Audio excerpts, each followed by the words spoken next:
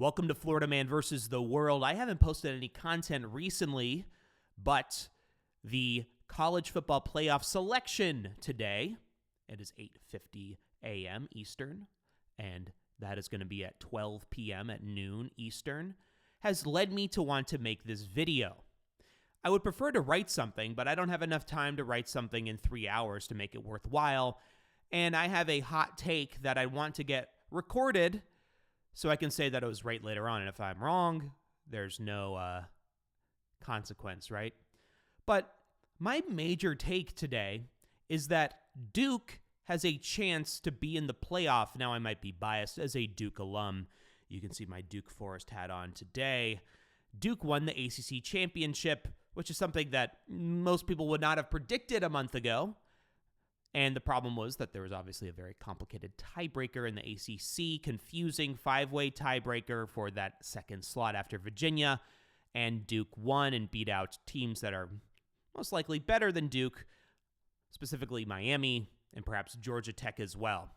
Now, what I'm going to look at is the college football playoff qualifiers, which is a market on Kalshi.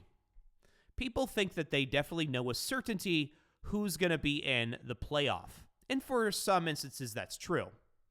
For example, we can't deny that Indiana, Georgia, and Texas Tech are going to be in the playoff. They won their Power 4 conference championships, and the top 5 Power 4, not the top 5 Power 4 conference championships, the top 5 conference championships overall will get an auto bid in the playoff. As we know, there are 4 power conferences, and there are, 5 group of 5 conferences, unless you count the Pac-2.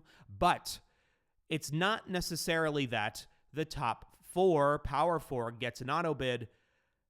The group of 5 conferences are not treated anything different from the Power 4 conferences, which means the scenario, as is implied here, 2 group of 5 teams, Tulane from the American and James Madison from the Sun Belt, which won their respective conferences, are most certainly going to get in. Tulane was definitely going to get in. James Madison last night was dependent on Duke winning. As you can see, it's a 97% chance for James Madison, 99% chance for Tulane. But that 2 percentage point difference is relevant because it is based off the crazy scenario that Duke gets selected. Now, I'm not saying that Duke probably will get selected. I do not think that. But I do think it's much greater than a 2% chance, and this leads into a broader thesis I have that something surprising may happen in 3 hours that we don't predict. The reason why is that even though we think that there are metrics to determine this, and to some extent there are, as I said, we do know that Indiana, Georgia, and Texas Tech have to be in the playoff because they are ranked conference champions, and we can say the same about Tulane, and basically the same about Ohio State and Ole Miss and Oklahoma and Texas A&M, which did not win a conference championship but are going to be in. The question is the final slots. There are essentially 4 slots, I believe, for James Madison, Notre Dame, Alabama, Miami, and Duke. I do not know what's going to happen with Alabama, Notre Dame, and Duke. Alabama, Notre Dame, and Miami. I do not know. There's obviously a controversy between Notre Dame and Miami, who gets in, and that through those 3 teams, Notre Dame, Alabama, and Miami, we don't know. Likely, there is room for 2 of those 3. The final slot, the final seed, is really a question between James Madison and Duke, because Tulane would go over Duke. But people think that James Madison has been ranked, which they were. I believe they were 25 in the last college football playoff show on Tuesday on ESPN, and Duke wasn't. Because the college football playoff only ranks to 25, we do not know how high Duke was after 25. They are a 5-loss ACC team, but are they better than G5 teams? Are they better than the G5 teams that had their playoff? Let's see. Who else are they? I believe it's Kennesaw State. I forget what other teams won their conference championship. Duke is obviously better than some of those teams and would beat them. And I think that the College Football Playoff Committee wants to keep the sanctity of the conferences, including the ACC, and there are representatives of the ACC on the College Football Committee.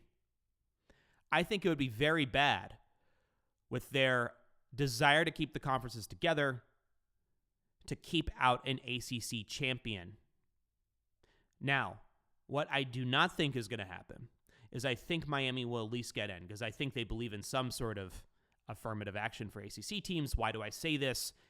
I think we forget who's on the College Football Playoff Committee. It is not ESPN analysts. It's not ESPN commentators.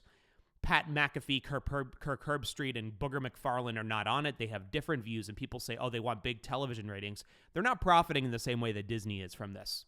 They aren't. And they're not profiting as the schools are. They don't have as much of incentive to put these big names like Notre Dame or Alabama into the playoff. And we can prove this by what happened last year. The only other year, this is only the second year of the 12-team playoff, Alabama, 9-3 team, and SMU, an 11-2 team, were contending for that final spot in the in the playoff. Clemson had to get a bid, who beat close SMU in the ACC championship, kind of not out of nowhere, but it was an upset. So they were definitely in. But the question was, does SMU get punished for appearing in the ACC championship? Or does Alabama get in because they have allegedly a stronger strength of record than 2024 SMU? What did the committee do? They kept 9-3 Alabama out, and they put SMU in.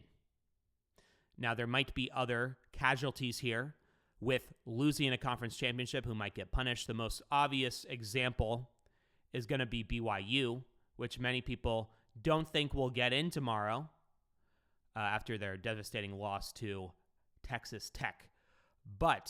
And then there's more of a question mark about Alabama, who did get routed by Georgia in the SEC championship, and people might think that the SEC championship is different from the Big 12 championship. I don't know. I don't think that they can consistently and pick Alabama to be in the playoff and not BYU. They have to be consistent. The playoff committee does not care about the ratings. What is their main goal? First of all, these are ADs. These are school bureaucrats that are in the committee. They're ADs, athletic directors from many different schools, from all the conferences. I don't know how many G5 conferences, but at least all the power conferences. They love their power. They are the most powerful people in college sports right now. They determine revenues, millions of dollars online based off of what these people think, locked in a conclave in a hotel room, in a conference room in Grapevine, Texas at the Gaylord resort. They don't want to lose that.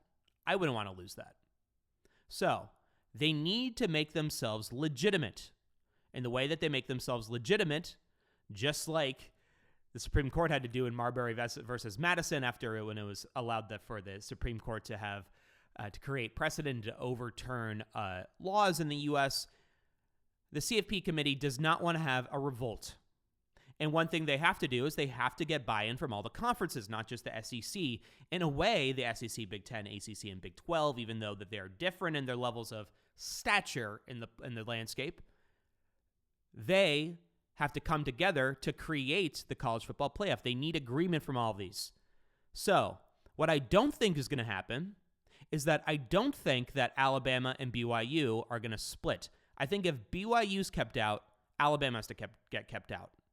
Therefore, that leaves for those final two spots, Notre Dame and Miami, which I think will get in most likely.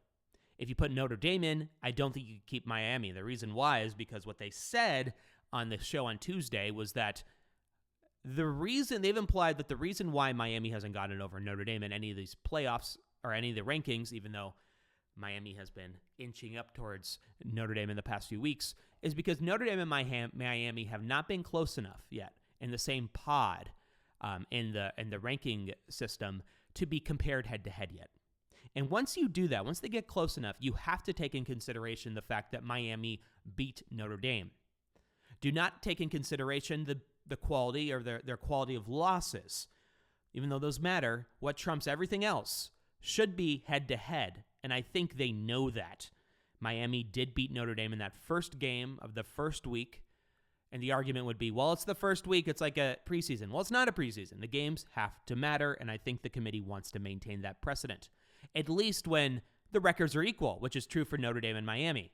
Yes, the losses Well, first of all, what I want to say is that people think Notre Dame should be in because of the eye test. We think that Notre Dame is a better football team. What we think doesn't matter. Upsets happen all the time.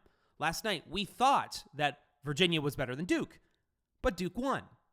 What matters is happens on the field, and I do believe in the argument, at least for Notre Dame, that the Miami losses are worse than the Notre Dame losses. Who did Notre Dame lose to? Texas A&M, someone who will be in the playoff, and Miami, a team that very well may be in the playoff and at least is highly ranked at number 12. So those are reasonable losses. Miami, on the other hand, lost to SMU and Louisville. Now, those are not the worst ACC teams. Those are both 8-4, I believe, but those are worse losses. But the quality of the losses comparison should not matter because the head-to-head thing trumps everything else. It trumps everything else. And Miami losing to Louisville and SMU to ACC teams is still better losses than Alabama, who lost to Florida State, who I believe is 5-7. And that definitely means that Texas can't get in with losing to Florida. So I think that puts Miami over Alabama. And if you're putting Notre Dame in, you have to put Miami in as well. So that's my argument for those. But the final slot is the question of the G5 team. Will the college football playoff of those 5 auto bids pick 3 power champions, which would mean Indiana from the Big Ten, it would mean Georgia from the SEC, and Texas Tech from the Big 12. No one is arguing that those won't be in. They have to be in. And next, at least one Group of 5 champion has to be in because there's only 4 power conferences. There's 5 auto bids, and that definitely has to be Tulane. They're in the best conference, Group of 5 conference. And the question is, and it always last year even they don't discriminate against G5 teams because last year Boise State was seeded over Arizona State. Arizona State was the 12th seed, I believe, and Arizona State was the Big 12 champion. And Boise State was the Mountain West Championship. And because of the rule last year, Boise State got an auto seed for a bye. Now that rule's over. That's not happening. I do believe that Texas Tech, Indiana, and Georgia will get byes.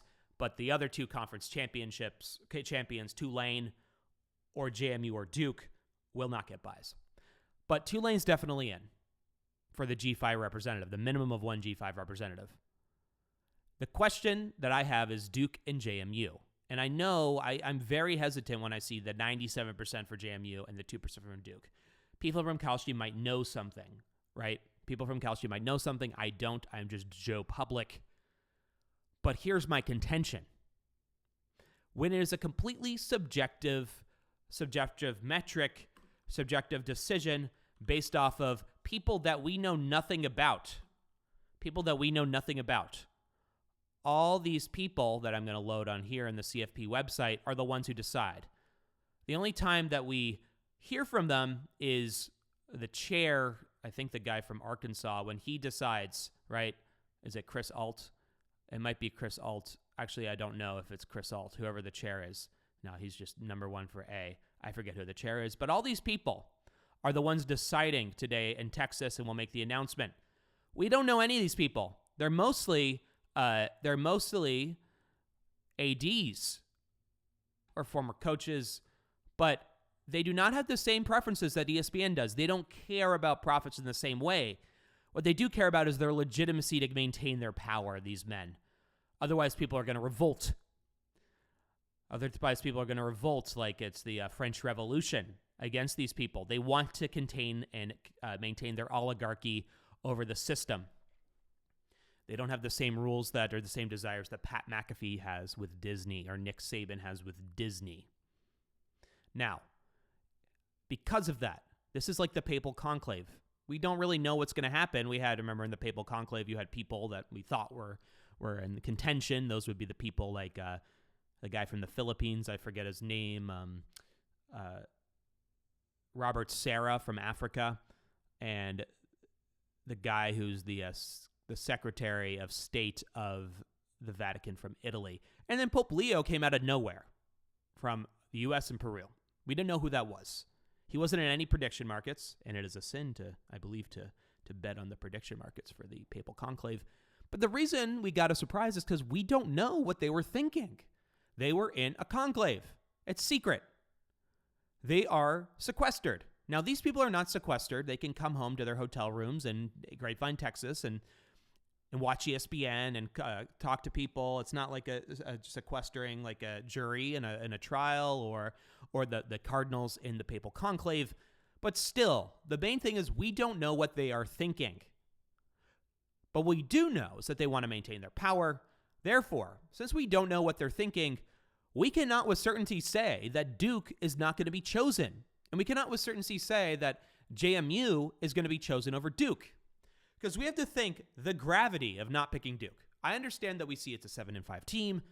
And again, I might be biased. But first of all, I want to say it's essentially a 8-4 team now because they avenged their loss to Virginia. So they're allegedly, you could argue it's an 8-4 team. And that's only one loss worse than Clemson last year. So how much better is Clemson last year than Duke this year? I don't know. But let's look at the teams that are in contention.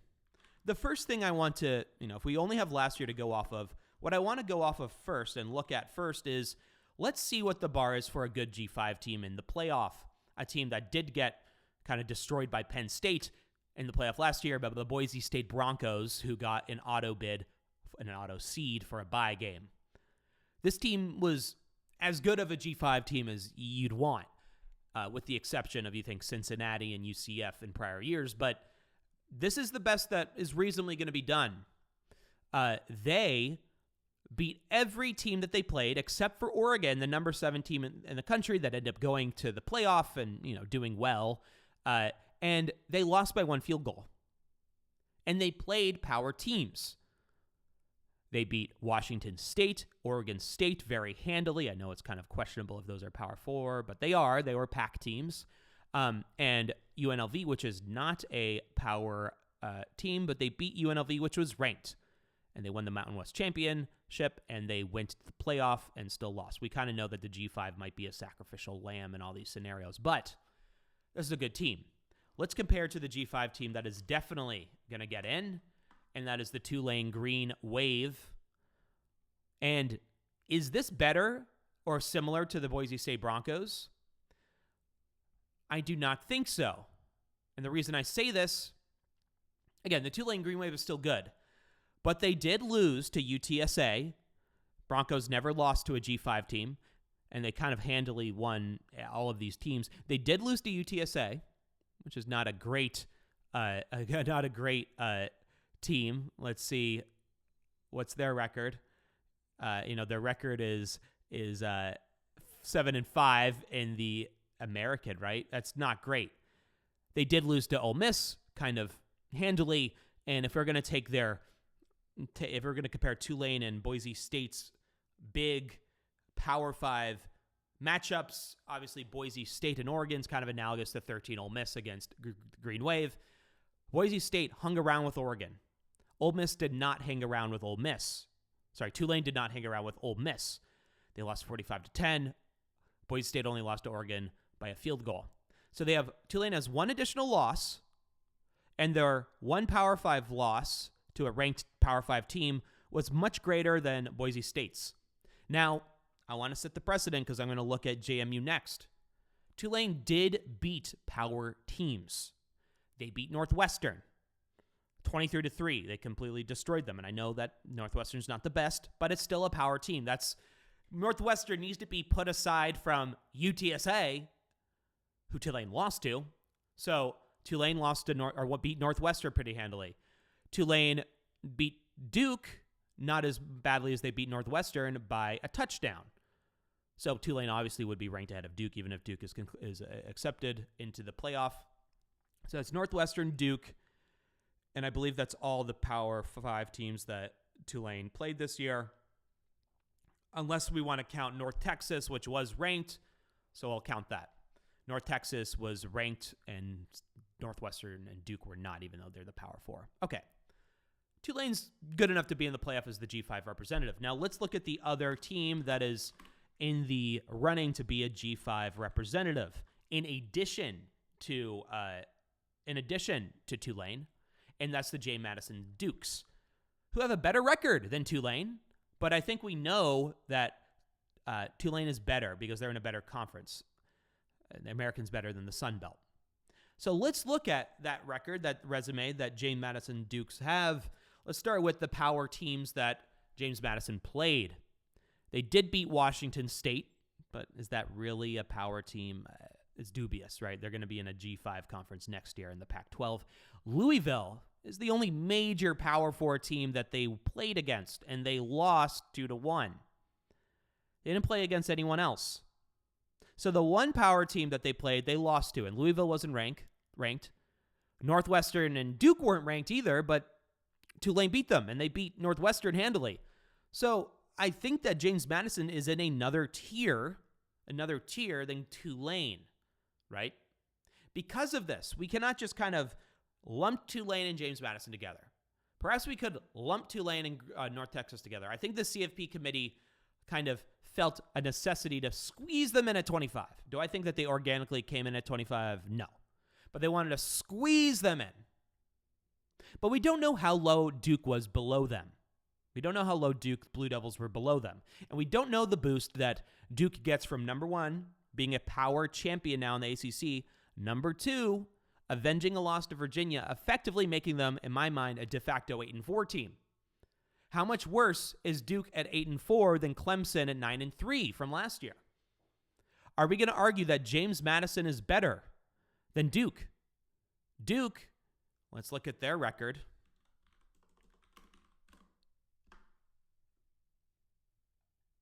Let's see, Duke football schedule, ESPN.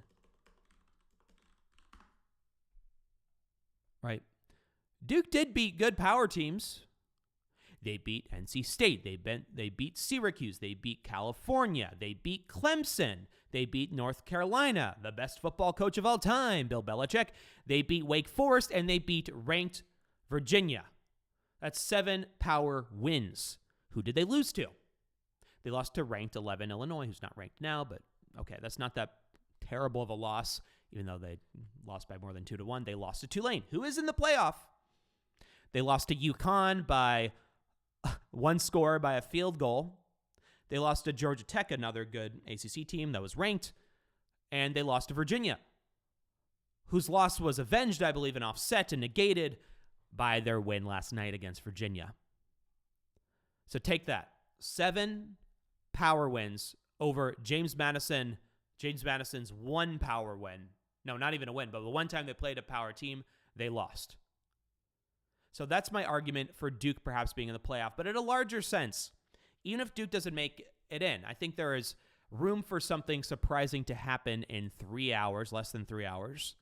And for the future, I think that we cannot guess with certainty those teams on the bubble.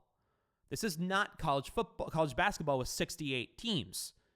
We do not know what's going on in that room, and there's obviously a lot of chaos behind the scenes, and there's talk about the Big Ten and SEC creating an invitational. The college football playoff needs to keep itself together, and one way and they also want to make conference championships matter, as they did last year with putting SMU in. Now, Alabama and BYU are not helping them in that manner. Alabama and BYU lost their conference championships pretty badly.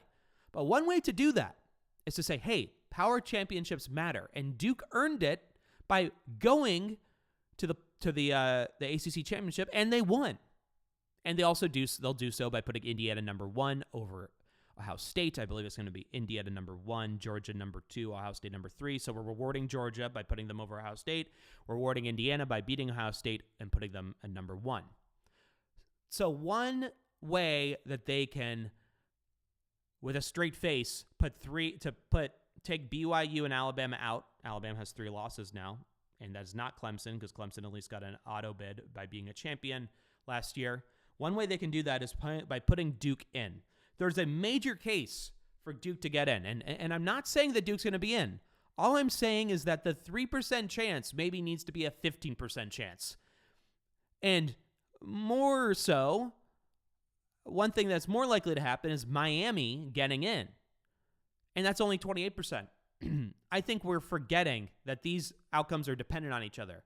Notre Dame gets in. I think it's a very hard case to make that Miami doesn't get in, because now they're put together in that ranking. BYU was the buffer between them. BYU is going to get dropped down, putting Notre Dame and Miami together on the ranking and then forcing the issue of the head-to-head, right? So my larger point is not necessarily that Duke's going to get in. It's improbable that Duke's going to get in. But don't be surprised if they do. It should not be a 97% chance that Duke doesn't get in and a 98% chance that James Madison gets in. It might have to be an 85% chance because no one with a straight face can say that Duke would lose to JMU. Duke can lose to good group of 5 teams like UConn and Tulane, but JMU's different in the Sun Belt. So do not be surprised if something happens. Duke getting into the playoff and more likely Miami getting in or Alabama getting out. We should not be surprised with certainty what the committee will select. This is not selecting the NFL playoff. That's all I have to say. I just wanted to get this on record that I thought these things. So the things that are improbable that I think very well could happen in order: Miami getting in, Alabama not getting in, Duke getting in, Notre Dame not getting in, and then Duke getting in. I think it's very likely Notre Dame is not getting in. I think it's very possible that they put Alabama and Miami together. That's not inconsistent. What is inconsistent is putting Notre Dame in and not Miami. Otherwise, the CFP is saying that games don't matter, and that's one vulnerability that the CFP has in its legitimacy. The CFP committee has to maintain its legitimacy. And one way they did that was by adding to 12 teams. And people are very mad at them this year. You want to maintain your power, but these people are not ESPN analysts. They're not Booger McFarland. They are ADs from all the conferences. And I do believe they believe in DEI for the ACC.